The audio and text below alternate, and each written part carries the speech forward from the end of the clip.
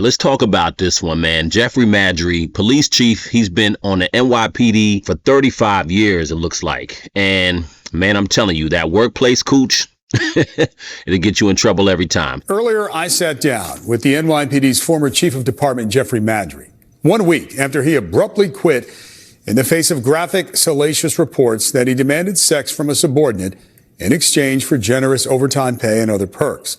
Did you force sexual favors from a subordinate? NYPD Lieutenant Quathisha Epps, starting in June 2023. She's a ranking officer. Did you force that in exchange for overtime approval and other perks signed off by you? Absolutely not. What happened here? Me and Lieutenant Epps, we worked together. Starting in early 2022. We were together, working together for about a year and a half, and we were working together. One thing led to another. We had an office flame, and that's all it was an office flame. Consensual relationship, you're saying? Absolutely. What happened here seems to be that Lieutenant Epps is under investigation internally by the NYPD since October. And the allegations are that not only was she putting in for excessive overtime, but that she was actually putting in for overtime that she had not completed or done.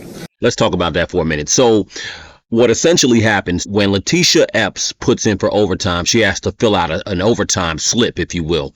And it's typically signed off not by the chief of police, but it's signed off by one of her immediate supervisors. She was essentially stealing so much overtime that Internal Affairs started investigating her. $250,000 in overtime is a lot of bread. It's more than her almost double her salary. So I think she put in to retire, and a couple of days before she put in to retire, the IA basically came to her and, indicted her. So at this point, it looks like she's trying to take Jeffrey Maddrey down. Now, whether he had authority or whether he was aware of the overtime that she was stealing, we really don't know. But at the end of the day, it looks like she's like, nah, I got caught. I'm about to take this guy down with me. And, one of the things where Jeffrey messed up to me is like, I don't know how men don't understand this. If you're in a position of authority, never have sex with a subordinate. You're always going to take the L, because if the subordinate decides to do something that's illegal, you better believe that person is going to take you down with them. They're going to say, you know what?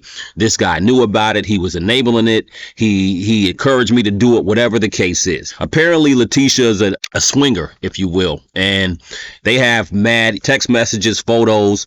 Now, here's the benefit that we have in 2024. Anytime you're having an affair nowadays, it's not about he said, she said so much. Now, everybody's sending text messages, photos, all kind of things. And now you can they're going to go back and take a look at all this evidence, and they're going to be able to see what type of relationship this is.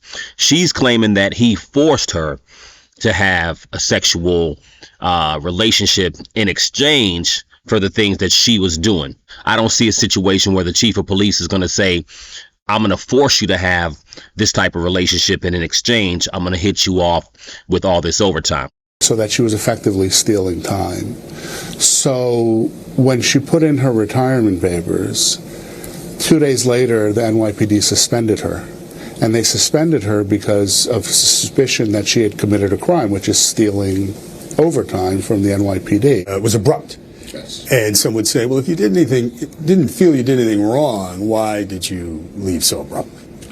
Well, there was a couple of things going on when I made the decision. I was already making a decision, and it was really weighing heavy on my mind. I was entering 35 years, almost completing 35 years of city service. I knew that I was going to have to fight, and I didn't want to have the constraints of the police department, being the chief of the department, holding me back from fighting properly for my innocence. When you're in the police department, I can't say certain things. I can't do certain things. I have to have the Chief Maddrey persona. When you talk about my work speaks for itself. Yeah, but here's the thing. Here you have a police chief, 35 years. I mean, that's half most people's lives. And now you're in a situation where you're ruining your reputation. I don't know what the repercussions is to his pension, but all of that over some workplace coochie. I think she was just stealing, and she got greedy. What people have to realize, and this is a year of really looking at not just federal government and not just state government, but local government. That $250K that Quathisha Epps essentially stole from New York is tax dollars. So New York has enough problems as it is, as we see. But when you talk about local government, we have to start looking at all the municipalities when it comes to police, fire, all the municipal positions. People are abusing these systems, and that's a lot of money. I have given so much to the city, so much, and I've never asked anyone for anything in return. All right, countless people who can never repay me for what I've done for them. All right, and I've never looked for repayment, not even from the lieutenant. So for her to try and spin a story like this is very hurtful.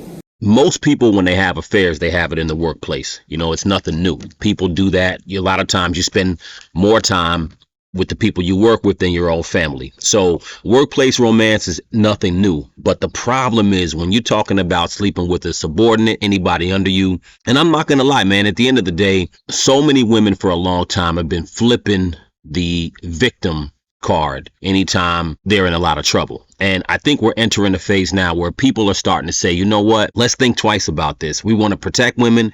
We want to make sure they're not being abused or make sure they're not being subjugated to things in the workplace. At the same time, there are too many women misusing and making sure that, you know, the real victims are not able to really come forward. Quathisha's trying to spin this. I don't really understand how you could be a cop and have $250,000 in overtime. And for what I understand, she wasn't even in the field. I believe she's working administrative on a desk somewhere. So I don't understand. I mean, I never heard of anybody making that much money being on a desk or even in the field. I mean, I think cops risk their lives, and it's, you know, again, it's a shame because so many cops risk their lives. They're out here, especially in New York, fighting real crime, you know, facing real risk, whether they're going to go home to their families. And a lot of them don't make much more than maybe $50 or $60K a year. Here you have somebody stealing $250,000. It's ridiculous. But let me know what you guys think in the comments. Crucial Convo.